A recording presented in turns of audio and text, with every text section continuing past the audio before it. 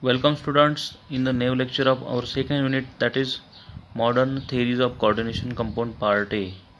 So in this chapter, in last few lectures we discuss about the assumptions of Werner theory, then Werner's research about the complexes, about structure and the properties of particular complexes. Then in last lecture we discuss about the complex with coordination number 6 and the complex with coordination number 4. So before assigning the structure and properties of particular complexes, Werner turns our works towards about the geometrical arrangement of particular complexes or particular atoms around the central metal ion. So in last lecture we discuss these all things about the coordination number 6 having three types of geometries, that is hexagonal, planar, trigonal, prismatic and octahedral. So in hexagonal planar it gives three types of isomers, and then trigonal prismatic also having three types of isomers, and octahedral having two types of isomers. So Werner's give one complex, and in this complex Werner's observe that the complex having two types of isomers. So according to this research, Werner's think about the octahedral complexes having two types of isomers, and about the coordination number 6, octahedral geometry is more stable other than that two geometries, that is hexagonal planar and trigonal prismatic. This is all about compounds having coordination number 6. And then we also discuss about the coordination complex with coordination number 4. So in complex with coordination number 4 we discuss two types of geometry, that is square planar and tetrahedral. In square planar also two types of isomers, and tetrahedral having one type of isomer. Then we see the one example, that is diamine chlorocobalt complex having two types of isomers, that is one is cis and another is trans. According to this, the complex having coordination number 4 having square planar geometry rather than tetrahedral geometry. So this is all about coordination number 6 and coordination number 4. So today we are going to discuss about our next topic, that is EAN, that is effective atomic number rule. What is EAN rule and how to calculate EAN of particular metal, these all things which are today we are going to discuss. So first of all, EAN rule. What is an EAN and EAN rule आपण का use करतो किंवा कशासाठी use करतो, या सगळ्या गोष्टींबद्दल आपण बोलणार आहोत. So during the formation of coordination compounds, की आतापर्यंत जे बघितलं आपण की कशा पद्धतीने कोऑर्डिनेशन कॉम्प्लेक्स किंवा कंपाऊंडचं फॉर्मेशन होतं आणि त्याच्यापासून आपल्याला एक कॉम्प्लेक्स मिळतो. तर त्या फॉर्मेशन ऑफ कोऑर्डिनेशन कंपाऊंड्समध्ये ज्या लिगॅंड्स असतात ते आपले इलेक्ट्रॉन पेअर डोनेट करत असतात to the central metal ion, की जे लिगॅंड्स असतात त्याच्याकडे एक डोनर आयटम असतो आणि ते आपले इलेक्ट्रॉन्स डोनेट करत असतात इलेक्ट्रॉन डिफिशियंट सेंट्रल मेटल आयनला. आणि त्याच्यात काय होतं की ज्यावेळेस इलेक्ट्रॉन डोनेट करतं तर जे इलेक्ट्रॉन्स असतात around the central metal ion ते इन्क्रीज होत जातात around the central metal ion, की सेंट्रल मेटल ज्या पद्धतीने आपले लिगॅंड्स जे आहेत त्या इलेक्ट्रॉन पेअर डोनेट करत असतात, तर जेवढे जास्त इलेक्ट्रॉन डोनेट करतात तेवढे number of electrons around the central metal ion increase होत जातात त्या पर्टिक्युलर कंपाऊंड्सच्या. म्हणजेच काय, तर लिगॅंड्स जे आपले इलेक्ट्रॉन पेअर डोनेट करत असते सेंट्रल मेटल आयनला, तर त्यामुळे काय होतं, तर सेंट्रल मेटल आयनच्या अराउंड जेवढे पण इलेक्ट्रॉन्स आहेत ते इन्क्रीज होत जातात. आणि इन्क्रीज झालेले जे इलेक्ट्रॉन्स आहेत ते कॅल्क्युलेट करण्यासाठी किंवा किती नंबर ऑफ इलेक्ट्रॉन्स आहेत सेंट्रल मेटल आयनच्या अराउंडमध्ये किती नंबर ऑफ इलेक्ट्रॉन्स आहेत, आणि त्यानंतर स्टॅबिलिटी ऑफ त्या कंपाऊंडची कशा पद्धतीने आहे, नंबर ऑफ इलेक्ट्रॉन्स फरून, हे सगळं स्टडी करण्यासाठी किंवा हे सगळं डिटरमाइन करण्यासाठी सिडविक नावाच्या सायंटिस्टने ही जी कन्सेप्ट आहे EN ची ही इंट्रोड्यूस केली. तर ही जी कन्सेप्ट आहे ती इंट्रोड्यूस केली ती कुठली? EAN ने मग किती नंबर ऑफ इलेक्ट्रॉन्स आहेत किंवा ते आपण कशा पद्धतीने कॅल्क्युलेट करू शकतो हे सगळं सिडविक नावाच्या सायंटिस्टने या कन्सेप्टवरून इंट्रोड्यूस केलं. तर आता ॲक्च्युअल EN ही कन्सेप्ट काय आहे ते बघूयात आपण. तर total number of electrons associated with central metal ion in the complex is called EN of the metal. जे आपण मगाशीपासून बोलतोय तेच की total number of electrons associated with central metal ion की सेंट्रल मेटल आयनच्या अराउंडमध्ये किती नंबर ऑफ इलेक्ट्रॉन्स आहेत total electrons in the complex त्या पूर्ण कॉम्प्लेक्समध्ये is called as EAN effective atomic number of metal ion. So the EN of metal in complex can be calculated as. तर तो EN कशा पद्धतीने कॅल्क्युलेट करायचा त्याचा इथे फॉर्म्युला दिलेला आहे. So EAN of the metal is equal to atomic number of metal. की कॉम्प्लेक्समध्ये जो सेंट्रल मेटल आयन असणार आहे किंवा जो मेटल असणार आहे आपल्याला त्याचा ॲटॉमिक नंबर माहिती पाहिजे किंवा त्याचा जो ॲटॉमिक नंबर आहे तो ॲटॉमिक नंबर घ्यायचा त्याच्यातून minus number of electron lost in the ions formation. की त्याच्यातून जो आपला चार्ज आहे किंवा ज्याची जी ऑक्सिडेशन स्टेट आहे number of electrons lost in ion formation की टोटल आयन्स फॉर्मेशनमध्ये किती नंबर ऑफ इलेक्ट्रॉन लोस्ट होतात तेवढे इलेक्ट्रॉन त्याच्यातून या ॲटॉमिक नंबरमधून मायनस करायचे आहेत plus number of electrons gain from लिगँड्स.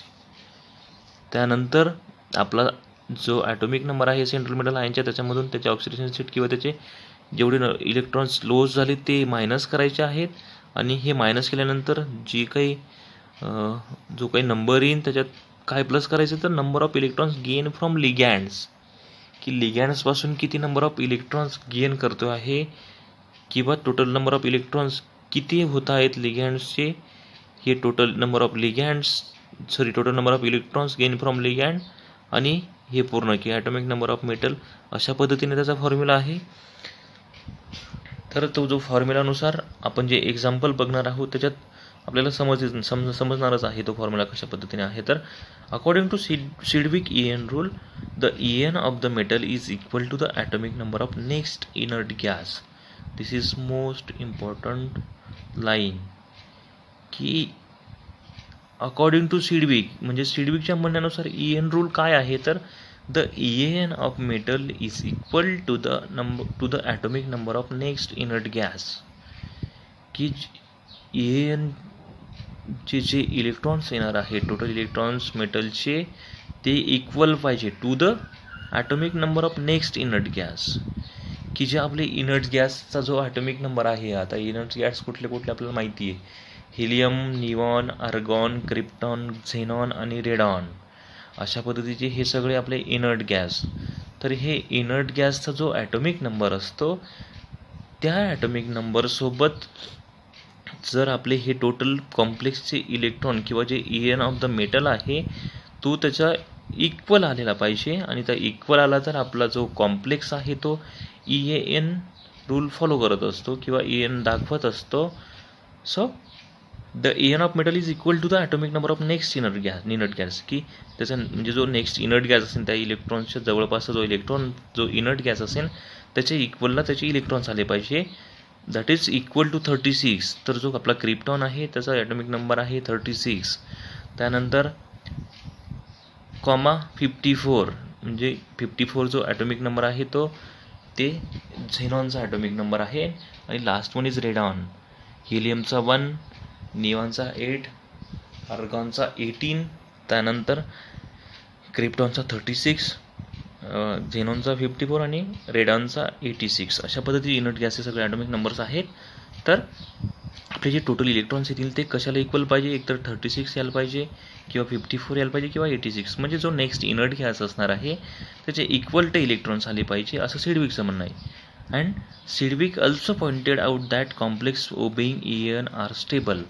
आणि हे असं उगाचच नाही म्हटलं की त्याच्या रिसर्चनुसार त्याला असं बघायला मिळालं की जे कॉम्प्लेक्स EN रूल उभे करतात किंवा त्याचे इलेक्ट्रॉन्स जे असतात ते इनर्ट गॅससोबत इक्वल होतात असे जे कॉम्प्लेक्स असतात ते हायली स्टेबल असतात. आणि आपण नेहमीच स्टॅबिलिटीकडे जातो. तर हे स्टेबल असतात. याच कारणामुळे हा EN रूल बनवला गेला की जे इलेक्ट्रॉन्स जे असतात ते इनर्ट गॅससोबत इक्वल होत असतात किंवा इनर्ट गॅस फॉलो करत असतात ते, किंवा जे EN रूल फॉलो करत असतात ते सगळे स्टेबल कॉम्प्लेक्सेस असतात. Then the complex should be the complex is said to obey EAN if the EAN in the complex should be either 36, 30, 54 and 86. जे आता मी जस्ट बोललो तेच की ते एक तर 36 पाहिजे, एक तर 54 पाहिजे किंवा 86. म्हणजे आपला इनर्ट गॅसचे जे इलेक्ट्रॉनिक जे इलेक्ट्रॉन्स आहेत किंवा जो ॲटॉमिक नंबर आहे तो फॉलो करायला पाहिजे. अशा पद्धतीने त्याचे इलेक्ट्रॉन्स आले पाहिजे. तर तो कॉम्प्लेक्स हा मोरली हायली स्टेबल असतो. की जे कॉम्प्लेक्स EAN फॉलो करतात ते कॉम्प्लेक्स हायली स्टेबल असतात. आता फॉर एक्झाम्पल, आता एक्झाम्पलवरून आपली ही बरीचशी आयडिया क्लिअर होणार आहे की कशा पद्धतीने EAN रूल आहे तो कशा पद्धतीने फॉलो करत असतो. तर त्याचं पहिलं एक्झाम्पल आहे EAN of hexamine cobalt CONS36 cobalt 3+. हा जो कॉम्प्लेक्स आहे हेक्झामाइन कोबाल्ट 3+चा जो कॉम्प्लेक्स आहे त्याचा EAN कशा पद्धतीने कॅल्क्युलेट करायचा, किंवा हा जो कॉम्प्लेक्स दिला आहे तुम्हाला हा कॉम्प्लेक्स दिलेला असेल आणि म्हटलं असेल calculate the EAN of this complex. तर याचा EAN कशा पद्धतीने कॅल्क्युलेट करायचा तर आपण जस्ट बघितलं. त्याचा formula atomic number of metal. So number of electrons on cobalt atom, that is atomic number of cobalt is 27. त्यानंतर मायनस जो त्याचा ॲटॉमिक नंबर आहे तो 27 आपण लिहिला. त्यानंतर मायनस त्याच्यातून काय मायनस करायचे, number of electron lost in ion formation. तर ब्रॅकेटवर जो पॉझिटिव्ह चार्ज आहे तर त्याच्यापासून त्याचे टोटल 3+, की त्याच्यापासून 3 इलेक्ट्रॉन हे लोस्ट होत आहेत. म्हणजे number of electron lost on cobalt 3+ ion. तीन आयन्स आपण का मायनस करतोय की कॉम्प्लेक्सवर आपला +3 चार्ज आहे. तर आपल्या रूलनुसार 27 आपला ॲटॉमिक नंबर आहे त्याच्यातून 3 इलेक्ट्रॉन मायनस करायचे आहेत. That is equal to 24. आता हे झालं इथेपर्यंत की atomic number of metals minus number of electron lost in ion formation. आता आपले 24 आले. प्लस त्याच्यात काय करायचं की number of electrons gain from ligand, की लिगॅन्ड्सपासून आपल्याला किती इलेक्ट्रॉन मिळत आहेत ते या 24 जे आला आपलं त्याच्यात प्लस करायचे आहेत.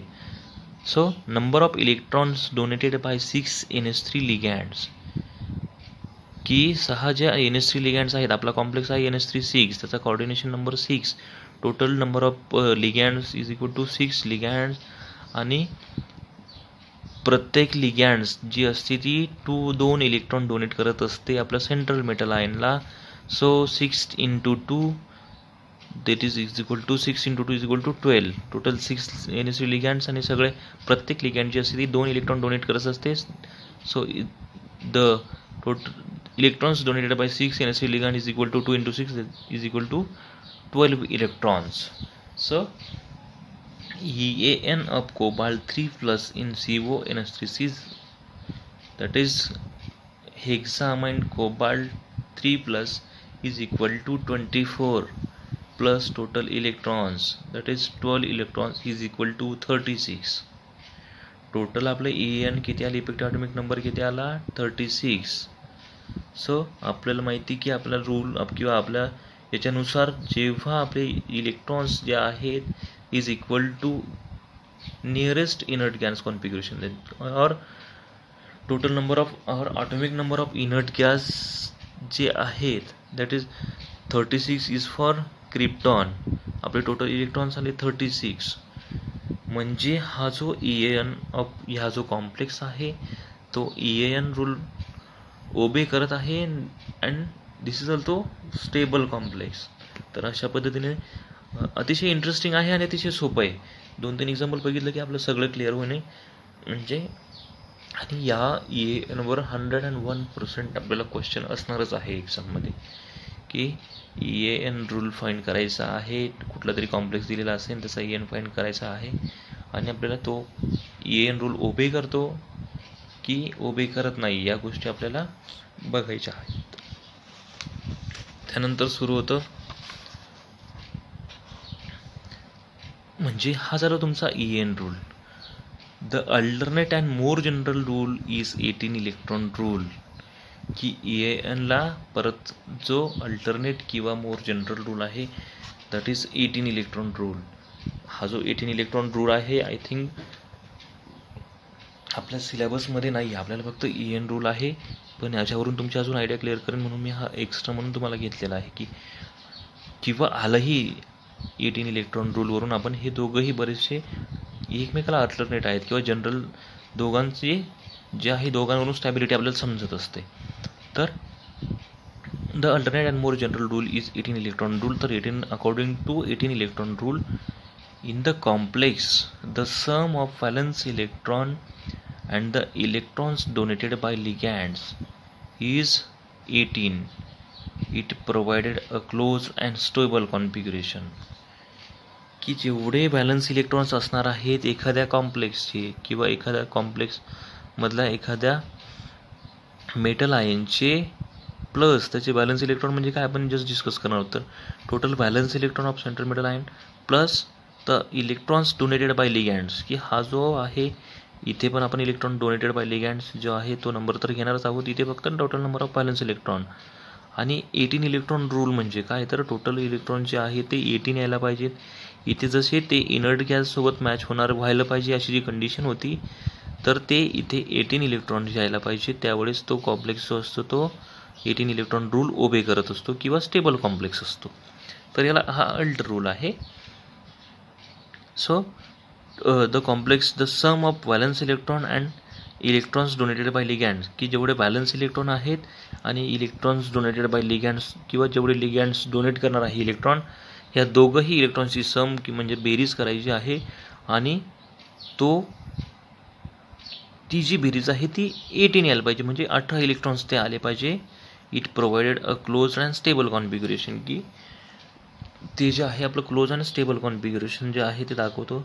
तर हे खाली कॉन्फिगरेशन दिलेलं आहे NS2 N-1 D10 NP6. This is the stable configuration और दिस इज जनरल कॉन्फिगरेशन. ज्यावेळेस आपण एक्झाम्पल बघू त्यावेळेस तुम्हाला समजणारच आहे काय आहे. तर हे जनरल कॉन्फिगरेशन काय आहे ते आपण बघूया. की NS1 आपल्याला माहिती की S जो ऑर्बिटल आहे त्याच्यात 2 इलेक्ट्रॉन्स असतात. त्यानंतर P मध्ये टोटल 3 ब्लॉक्स असतात आणि तिघही ऑर्बिटल्समध्ये टोटल 6 इलेक्ट्रॉन बसतात. S मध्ये एकच ऑर्बिटल असतो त्याच्यात 2 इलेक्ट्रॉन्स बसतात आणि D मध्ये 5 ऑर्बिटल्स असतात त्याच्यात प्रत्येक ऑर्बिटलमध्ये 2-2 अशी टोटल 10 इलेक्ट्रॉन्स बसतात. So NS1 N-1D. N-1D म्हणजे काय तर आपण जर इलेक्ट्रॉन कन्फिग्युरेशन सुरू केलं 1s2 2s2 2s2 झाल्यानंतर 3s2 3p6 त्यानंतर तिथून पुढे गेल्यानंतर 4s2 4p6 आणि इथून पुढे D आपला D ऑर्बिटल सुरू होतो की जो N-1. जर 4s2 4p6 जर आपण घेतला तर N-1 म्हणजे इथे N काय आहे आपण जर म्हटलं तर 4s2 अँड 4p6. पण ह्या ज्यावेळेस असतो त्यावेळेस N-1 म्हणजे 4-1 3 तर त्यावेळेस काय असणार आहे 3D10 असं इलेक्ट्रॉनिक कॉन्फिगरेशन असतं. जर तुम्ही इलेक्ट्रॉन कॉन्फिगरेशन बघलं तर तो अशा पद्धतीने त्याचा जनरल कॉन्फिगरेशन आहे की NS2 N-1D NP6. तर आता आपण सेम एक्झाम्पलचे आपण आता EN मध्ये बघितलं ते आता त्याच्यावर आपण एक 18 इलेक्ट्रॉन रूल फॉलो करतो की नाही किंवा 18 इलेक्ट्रॉनचे ज्या पद्धतीने इलेक्ट्रॉन्स आहे ते कशा पद्धतीने फिल करायचे किंवा कशा पद्धतीने त्याचे बेरीज करायची आणि आपल्या 18 इलेक्ट्रॉन कशा पद्धतीने फॉलो करणार आहेत ते सेम एक्झाम्पल जे आपण EN मध्ये बघितलं आपण CONS36 3+ एक्झामाइन कोबाल्ट 3+ कॉम्प्लेक्स. सो आता हे जे आहे ते 18 इलेक्ट्रॉन रोल ओबे करतो किंवा नाही. So valence shell electronic configuration of cobalt 37.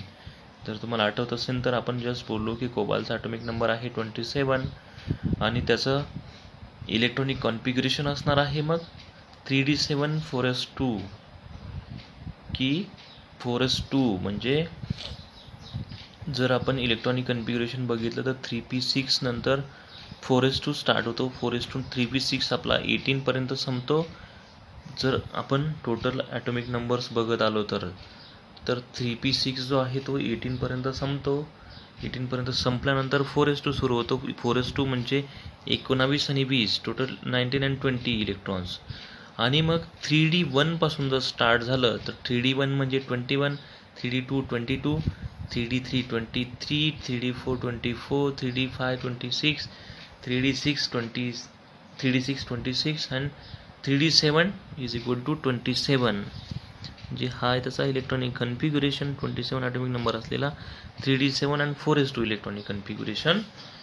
तर त्यानंतर व्हॅलन्स सेल. आता बघा व्हॅलन्स सेल इलेक्ट्रॉनिक कन्फिग्युरेशन अशा पद्धतीने काढता, ही कन्सेप्ट लक्षात ठेवा तुम्ही. त्यानंतर valence shell electronic configuration of cobalt 3+. आपण बघितलं की कोबाल्टवर +3 चार्ज आहे. तर आता ह्या पूर्ण इलेक्ट्रॉन्समधून काय करावं लागणार आहे आपल्याला, 3 इलेक्ट्रॉन्स जे आहे ते मायनस करावे लागणार आहेत. तर इलेक्ट्रॉन्स मायनस करत असताना सगळ्यात आधी यसमधले दोघं इलेक्ट्रॉन्स मायनस केले आपण, म्हणजे 4s हे जे कॉन्फिग्युरेशन आहे 3d7 4s2. तर त्याच्यातून आपल्याला काय करायचं आहे, 3 इलेक्ट्रॉन्स मायनस करायचे आहेत. मग 3 इलेक्ट्रॉन्स आपण सगळ्यात आधी यसमधले 2 इलेक्ट्रॉन्स काढले. आपल्याला अजून एक इलेक्ट्रॉन काढायचा आहे तर तो 3d मधला. मग त्याचं after removal of this 3 electrons of cobalt, then the valence cell electronic configuration of cobalt 3+ is equal to 3d6 4s2. कशा पद्धतीने आलं, 4s2 चे 2 इलेक्ट्रॉन्स काढले आणि 7 मधला एक काढला. टोटल 3 इलेक्ट्रॉन्स आपण रिमूव्ह केले. 3d6 असं कॉन्फिग्युरेशन आलं. So number of electrons in valence shell of cobalt 3+ is equal to 6. की कोबाल्ट 3च्या व्हॅलन्स सेलमध्ये आता किती, फक्त 4s मध्ये काहीच नाही, 3d मध्ये 6 इलेक्ट्रॉन्स उरलेले आहेत. आणि हे 6 इलेक्ट्रॉन्स हे झाले व्हॅलन्स इलेक्ट्रॉन्स. त्यानंतर पुढची जी गोष्ट आहे, number of electrons donated by 6 ammonia ligand is equal to 2 × 6 is equal to 12. आपण मागच्याप्रमाणेच बघितलं की प्रत्येक जी लिगँड आहे ती 2 इलेक्ट्रॉन डोनेट करत असते. 2 इलेक्ट्रॉन डोनेट करत असताना 6 ज्या लिगँड्स आहे ते 6 × 2 is equal to 12 electrons. So total 6 + 12 हे 6 व्हॅलन्स इलेक्ट्रॉन्स नंबर व्हॅलन्स शेलमध्ये इलेक्ट्रॉन कोबाल्ट 3+चे, आणि हे तुमचे टोटल 6 लिगँडचे 12 electrons. So 6 + 12 is equal to 18. So number of valence electrons in cobalt NH3 3+ is equal to 18 electrons. So हा जो complex आहे तो EAN सुद्धा फॉलो करत होता. त्याच्यात 36 इलेक्ट्रॉन आले जो क्रिप्टॉन इनर्ट गॅस फॉलो करत होता, आणि अल्सो फॉलोज 18 इलेक्ट्रॉन्स रूल. म्हणजे हे दोघंही अल्टर रूल का म्हणतो की जर तो किंवा जो कॉम्प्लेक्स EAN फॉलो करत असेल ना, तो 18 इलेक्ट्रॉन फॉलो करतो. मग एक्झामला जर तुम्हाला EAN नसेल आठवत, किंवा तुमच्या दोघांपैकी कुठलाही एक रूल असेल, तर तो त्याच्या इलेक्ट्रॉन्सनुसार आपण त्याची तो कंपाऊंड EAN किंवा 18 इलेक्ट्रॉन ओबे करतो किंवा ओबे करत नाही हे आपण ठरवू शकतो. सर हा 18 इलेक्ट्रॉन अल्टर रूल आहे. त्यानंतर आपण नेक्स्ट एक्झाम्पल बघूया. ही 2 एक्झाम्पल बघितल्यानंतर आपण अतिशय व्यवस्थितपणे या गोष्टी आपल्याला समजतील असं समजूया. तरीही काही प्रॉब्लेम आले तर विचारू शकता कधीही. तर सेकंड जे एक्झाम्पल आहे ApCN6 4- किंवा K4ApCN6 potassium हेक्सासायनोफेरेट.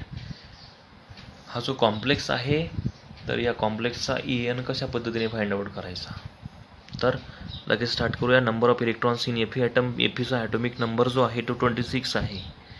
स्कँडियम 21, titanium 22, vanadium 23, chromium 24, manganese 25, Fe means iron 26, cobalt 27, nickel 28, copper 29 and zinc 30. अशा पद्धतीची ती सिरीज आहे डी ब्लॉक एलिमेंट्सची पहिली सिरीज 3D सिरीज जी आहे ती scandium, titanium, vanadium, chromium, manganese, iron, cobalt, nickel, copper and zinc. This 10 total 10 transition metals in 3D series. तर आपल्याला याच्यापैकी बरेचसे हे जे एक्झाम्पल आहे ते विचारले जातात. सो 21 to 30 ही सिरीज तरी आपल्याला माहिती पाहिजे, आणि कोणत्याचे ॲटॉमिक नंबर काय आहे. जर तुम्हाला एखाद्या कॉम्प्लेक्सचा किंवा एखाद्या मेटलचा ॲटॉमिक नंबर जर माहीत असेल ना, तर EAN तुम्ही विदिन 2 मिनिट्ससुद्धा जास्त होतील की EAN तुम्ही फाइंड आउट करू शकतात. सो कमीत कमी हे जे आहेत एवढे मी तुम्हाला आधीच बोललो होतो की पूर्ण पिरियॉडिक टेबल पाठ करा, आणि त्याच्या काही ट्रिक्स आहेत ते लास्टला मी पूर्ण पिरियॉडिक टेबल लिहून पण दिला होता ब्लॅकबोर्डवर, त्याच्या ट्रिक्स पण सांगितल्या होत्या. आय होप तुम्हाला बऱ्यापैकी पिरियॉडिक टेबल बऱ्याच लोकांनी केला असेल कवर, नसेल केला तर अजूनही करू शकतात. केल्याने तुम्हाला इथून पिरियॉडिक टेबल लागणारच आहे कधी ना कधी. ऑर्गॅनिक इनऑर्गॅनिक फिजिकल कुठेही पिरियॉडिक टेबलशिवाय पर्याय नाही. So coming to the point, number of electrons in Fe atom is equal to 26. Feचा जो ॲटॉमिक नंबर आहे तो 26 आहे आणि 4 मायनस चार्ज. आता इथे समजेन बघा की number of electrons in Fe2+, दोनच इलेक्ट्रॉन्स इथे तुम्ही म्हणणार याच्यावर चार्ज 4 मायनस आहे आणि इथे जो आहे तो +2. त्याच्यामुळे मी तुम्हाला जो एक व्हिडिओ शेअर केला या लेक्चरच्या आधी, तर शेअरमध्ये how to find oxidation state किंवा ऑक्सिडेशन नंबर कशा पद्धतीने फाइंड आउट करायचा या सगळ्या गोष्टी दिलेल्या होत्या. तर तो याच्यासाठी शेअर केलेला होता, उगाच शेअर केलेला नव्हता तो व्हिडिओ. तर परत एकदा इथे बघूया आपण की जो आपला ऑक्सिडेशन नंबर आहे तो कशा पद्धतीने फाइंड आउट करायचा, किंवा Fe+2 का दाखवते त्याच्यावर जर 4 मायनस चार्ज आहे. तर इथे जर बघितलं आपण लिगँड्स, about लिगँड्स, this ligand is negative लिगँड्स, आणि निगेटिव्ह लिगँड्स जेवढ्या पण आहेत त्या सगळ्या -1 चार्ज देत असतात. So total -6 charges here, and जो पूर्ण कोऑर्डिनेशन स्पेअरवर जो चार्ज आहे तो -4. हा -6 आणि -4 म्हणजे तुमचा जो आहे Fex plus -6 is equal to -4, अशा पद्धतीने त्याचा फॉर्म्युला आहे. So X is equal to -6 plus -4, -6 plus -4 is equal to +2. अशा पद्धतीने त्याची ऑक्सिडेशन स्टेट आपण काढत असतो की हा X इकडे जाताना हा -4 इकडे येईल आणि -6 प्लस -4 इज इक्वल टू 2, त्याची +2 ऑक्सिडेशन स्टेट आली. आणि number of electrons in Fe2+, की 26मधून +2 इलेक्ट्रॉन्स गेले, 2 इलेक्ट्रॉन लो झाले, तर इज इक्वल टू 24 आल्यानंतर number of electrons gain from 6 cyanide ions.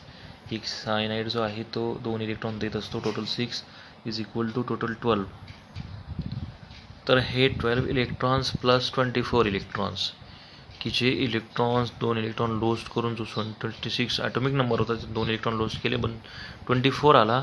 आणि दिस 12 electrons from 6 cyanide ions, 6 into 2 is equal to 12 electrons, so 24 plus 12 is equal to 36. 36 is for atomic number of krypton. So EAN of Apc6 4 minus is equal to 36. So this Apc6 4 minus obeys EAN rule. So this complex obeys EAN rule. आता same complex आपण 18 electron truths 1 मिनिटात बघूया. तर Apc6 3 minus, Apc6 3 minus हा जो same complex जसा EN बघितला, तर त्याच्यात number of electrons in Fe atom 26 total electrons आहेत. 26 इलेक्ट्रॉन्स म्हटल्यावर त्याचं इलेक्ट्रॉनिक कॉन्फिगरेशन असणार आहे 3d6 4s2. हे त्याचं इलेक्ट्रॉनिक कॉन्फिगरेशन असणार आहे 26 म्हणजे 3d6 4s2. तर हा वेगळा कॉम्प्लेक्स आहे, याच्यावर -4 चार्ज आणि याच्यावर -3 चार्ज. तर याचंसुद्धा आपण EAN बघणार आहोत. तर हा जो आहे तो EAN ओबे करतो किंवा नाही करत, त्याच्यानंतर आपण 18 इलेक्ट्रॉन या दोघांचा डिस्कस करूया. तर number of electrons is in Fe atom is equal to 26, जे आपण जस्ट बघितलं ते. पण या दोघांमध्ये फरक काय आहे, इथे -4 चार्ज होता, इथे -3 होता. तर X प्लस -6, इथे -6 ॲज इट इज आहे, फक्त इज इक्वल टू -3 येणार आहे. तर -6 plus -3 is equal to +3. So this is Fe+3. So number of electrons in Fe+3, 26मधून आपण 3 इलेक्ट्रॉन्स रिमूव्ह केले, is equal to 23. So number of electrons gained from 6 cyanide is equal to 6 into 12, 6 into 2 is equal to 12 electrons. ते सुद्धा as it is total 12 electrons आपण cyanide पासून gain केलेत. तर 23 plus 12 is equal to 35. So total number of electrons is equal to 35 of this complex. So we know that the atomic number of krypton, that means inert gas, is 36 and this is 35. So this indicate that Fe6 3- do not obey EN rule. हे आपण दोघं एक example घेऊन बघितले की हा ओबे करतो आणि हा ओबे नाही करत. तर ते कशावरून 35 ते इलेक्ट्रॉन्स आले, हा कुठलाही नट गॅसचे इलेक्ट्रॉन फॉलो करत नाही, म्हणून this is does not obey EN rule. आणि हा जो कॉम्प्लेक्स होता आधीचा तो आपला EN रूल ओबे करतोय. त्यानंतर हे दोघंही कॉम्प्लेक्स आपण 18 इलेक्ट्रॉन 1-2 मिनिटात बघूया की हा पहिला तुमचा 4- चा कॉम्प्लेक्स आणि 3- चा कॉम्प्लेक्स. तर Fe6 4- आपल्याला माहिती की Feचं इलेक्ट्रॉनिक कन्फिग्युरेशन आहे 3d6 4s2. 26 ॲटॉमिक नंबर आहे, 3d6 4s2 त्याचं इलेक्ट्रॉनिक कन्फिग्युरेशन आहे. आता इलेक्ट्रॉनिक कन्फिग्युरेशन ऑफ Fe+2 आपण माहिती Fe+2 चार्ज आला होता याच्यावर, Fe+2 charge.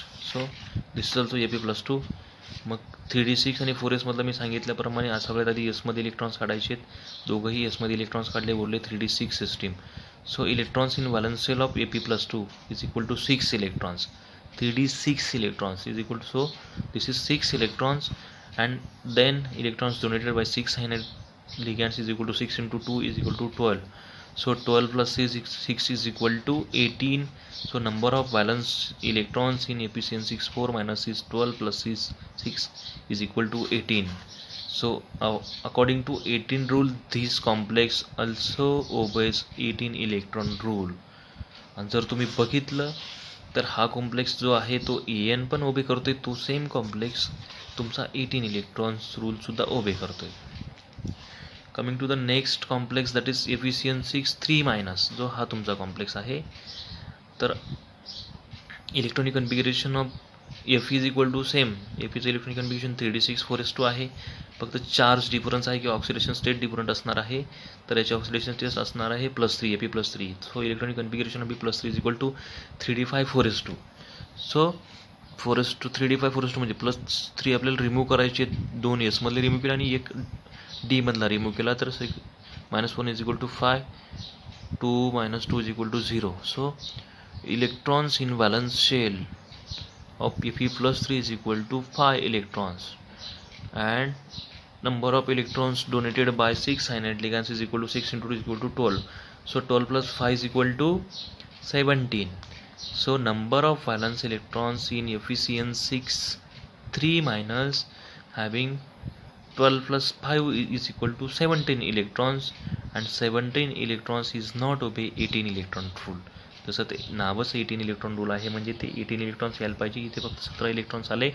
So this not obeys 18 electron rule. Also this not obeys EN rule, म्हणजे जो कॉम्प्लेक्स EN ओबे करतो तो 18 इलेक्ट्रॉन रूल सुद्धा ओबे करतो, किंवा जो कॉम्प्लेक्स EN ओबे करत नाही तो 18 इलेक्ट्रॉन सुद्धा रूल सुद्धा ओबे करत नाही. तुम्हाला जे सोपं वाटेल दोघांपैकी ते बघा. पण हा 18 इलेक्ट्रॉन रूल तुमच्या फ्युचरमध्ये कुठे नाही म्हणजे येणारच आहे. जर कोऑर्डिनेशन तुम्ही MSc ला गेलात तर त्याच्या आधी तुम्हाला एकदा सांगून दिला 18 इलेक्ट्रॉन रूल. जरी तुम्हाला या सिलेबसमध्ये फक्त EN आहे, पण 18 इलेक्ट्रॉन रूल ज्यावेळेस तुमच्या MSc ला फर्स्ट सेमला कोऑर्डिनेशन कंपाऊंड सुरू होईल किंवा कोऑर्डिनेशन केमिस्ट्री सुरू होईल, त्याच्यात 18 इलेक्ट्रॉन रूल आहेच आहे. So this is about this examples. हा टेबल दिला आहे, टेबलवरून काही एक्झाम्पल आहेत ते तुम्ही सॉल्व करायचा प्रयत्न करायचा आहे. सो त्याच्यात बघितला तुम्ही टेबल, तर टेबलमध्ये कॉम्प्लेक्स ओबेईंग अँड नॉट ओबेईंग EN, आणि या कोपऱ्याला मी घेतलेला आहे तो कॉलम 18 इलेक्ट्रॉन ओबे करतो की नाही करत. सो त्याच्यात जर बघितलं पहिला कॉम्प्लेक्स C1C6 3+, एक्झामाइन कोबाल्ट, जे आपण एक्झाम्पल घेऊन बघितलं ते फक्त या फॉर्ममध्ये तुम्ही ते सॉल्व करून बघायचं आहे. म्हणजे हे सगळे एक्झाम्पल सॉल्व करून बघायचे, कुठे अडचण आली तर विचारायची आहे. तर सेंट्रल मेटल आयन जो आहे cobalt +3 charge. Atomic number of cobalt is equal to 27. 27 मधून 3 गेले. Number of electrons in metal ion is equal to 24. 24 नंतर electrons gain from ligand is equal to 12. 6 into 2 12. So 24 plus 12 is equal to 36. This is EAN. It obeys EAN rule. And about 18 electrons rules, we know the electronic configuration cobalt plus 3 is equal to 3d. Only electronic configuration for cobalt is equal to 3d7 4s2. So 3d7 4s2, we remove these 3 electrons, that is 3d6 4s0. 3d7 4s2 मधून 3 electron आपण s मधले 2 आणि एक d मधला काढला तर 6 balance electron उरले आणि total 12 electron gain from ligand. So 6 plus 12 is equal to 18. So this also obeys 18 electron rules, which obeys EN rule. Second complex is hexaamine platinate. So +4 charge, this is neutral ligand. So +4 charge म्हणजे platinum +4 जो आहे तो central metal आहे.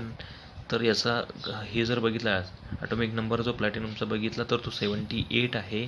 त्याच्यातून 4 electron जर काढले आपण तर 74 मधून 74 + 12 जे इलेक्ट्रॉन्स आहेत ते electron gain from ligand 6 ammonia ligand is equal to 74 + 12 is equal to 86 म्हणजे it's OBCs EN rule.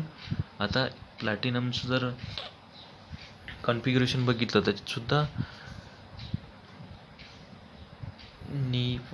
Nickel, palladium and platinum. So the electronic configuration of platinum is 5d8 6s2. So याच्यातून 4 electrons आपल्याला काढायचे आहेत. 5d8 मधून आणि 4s2 मधून 2 electron काढले, उरलेले 8 मधून 2 काढले तर 6 इलेक्ट्रॉन्स बॅलन्स मध्ये उरलेत आणि 12 जे आहेत इलेक्ट्रॉन गेन फ्रॉम लिगॅंड्स. तर हे एक्झाम्पल बघायचे आहे तुम्ही. आपण आता परत एवढा वेळ न घालता जस्ट बघूया की 6 + 12 इज इक्वल टू 18. तर त्यानंतर पुढचा जो आहे nickel tetra carbonyl nickel. This complex is nickel central metal ion, कुठलाही चार्ज नाही म्हणून फक्त निकेलचा ॲटॉमिक नंबर आहे 28 ॲज इट इज, कुठलाही इलेक्ट्रॉन लॉस झालेला नाही, गेन झालेलं नाही. सो आणि 4 ligand 4 × 2 is equal to 8. 28 + 8 is equal to 34. निकेलचा इलेक्ट्रॉनिक कन्फिग्युरेशन आहे 3d8 4s2. एकही इलेक्ट्रॉन लॉस झालेला नाही म्हणून याचे 8 आणि s मधले 2 टोटल 10 इलेक्ट्रॉन्स आणि 8 तुमचे लिगॅंड्सपासून घेतलेले 4 कार्बोनिल लिगॅंड्सपासून.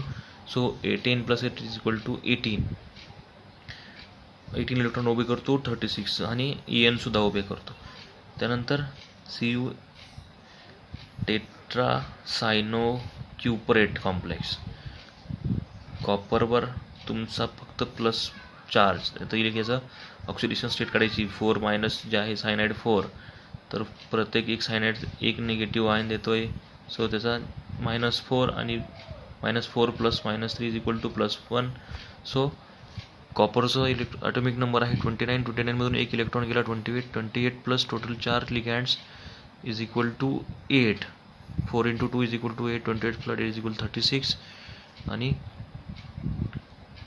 कॉपरचा जर इलेक्ट्रॉनिक कन्फिग्युरेशन बघितलं 3d9 4s2, 9 आणि 2 टोटल 11 इलेक्ट्रॉन्समधून एक गेला तर उरले 10 electron. 10 + 8 is equal to 18 electrons.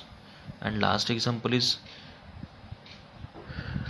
पेंटाअमाइन chloroplatinate +3. So platinum having +4 charge, कार एक हा निगेटिव्ह आणि याच्यावर +3 चार्ज आहे, तर हा इकडे जाऊन पॉझिटिव्ह होईल. प्लॅटिनमवर +4 चार्ज. प्लॅटिनमचा जो ॲटॉमिक नंबर आहे तो 78 मधून 4 इलेक्ट्रॉन्स गेले 74. 12 इलेक्ट्रॉन्स आहेत फ्रॉम लिगॅंड, 5 अमोनिया लिगॅंड आणि 1 क्लोरीन. तो 6 × 2 is equal to 12. 74 + 12 is equal to 86. 86 is also for inert gas, that is radon. So it obeys EN rule. These all complexes obeys EN rule. And also 6 electron from valence shell and 6 + 12 is equal to 18. So this also obeys 18 electron rule. So these all complexes obeying EN and also 18 electron rule. and some examples which are not obeys En rule, that is first one is tetraamine platinum. So in platinum having +2 charge, platinum +2, atomic number of platinum is equal to 78. 78 मधून 2 electrons गेले, 76 उरले. 76 आणि हे जे 8 electrons आहेत, electrons gain from लिगँड्स, total 4 लिगँड्स आहेत. 4 × 2 is equal to 8. 76 + 8 is equal to 84. So 84 is not atomic number of any inert gas. त्यानंतर so it not obeys En rule. 86 बघितला आपण, जो इनर्ट गॅस रेडॉन जो आहे तो फॉलो करत असतो, त्याचा ॲटॉमिक नंबर आहे रेडॉनचा 86. त्यानंतर valence electron of central metal ion, that is 8 + total 8 of from ligands और electron gain from ligands. So 8 + 8 is equal to 16. So it not obeys En rule. Then next example is hexamine nickel plus nickel 2. So nickel plus having +2 charge, atomic number of nickel is equal to 28. Electron lost from this 28 plus 2, though 2 electrons are lost, so 26 electrons, 26 and 12 electrons from 6 ammonia ligands is equal to, so 26 plus 12 is equal to 38. And is about EAN, total 8 electrons from valence shell and 12 electrons from ligand. So 12 plus 8 is equal to 20. It also not obeys En rule. Then next example is Fe6-3- जे आपण बघितलं तो सुद्धा En किंवा 18 electron follow करत नाही, आणि हा सुद्धा 18 इलेक्ट्रॉन रूल फॉलो करत नाही. का करते ही एक्झाम्पल सगळे तुम्ही आपण जे जशा पद्धतीने लिहून घेतले तशा पद्धतीने एकदा सॉल्व करून बघा, काही अडचण आली तर विचारा. So this is all about En rule. कशा पद्धतीने सॉल्व करायचा, कशा पद्धतीने आपल्याला ॲटॉमिक नंबर माहीत पाहिजे, आणि या सगळ्या गोष्टी आपण इथे डिस्कस केलेल्या आहेत अबाउट En रूल. सो आपण इथेच थांबूया. नेक्स्ट आपण पुढच्या लेक्चरला आपण पुढचा टॉपिक सुरू करणार आहे, that is stability of complex, आणि आपण नेक्स्ट लेक्चरला डिस्कस करूया. So thank you.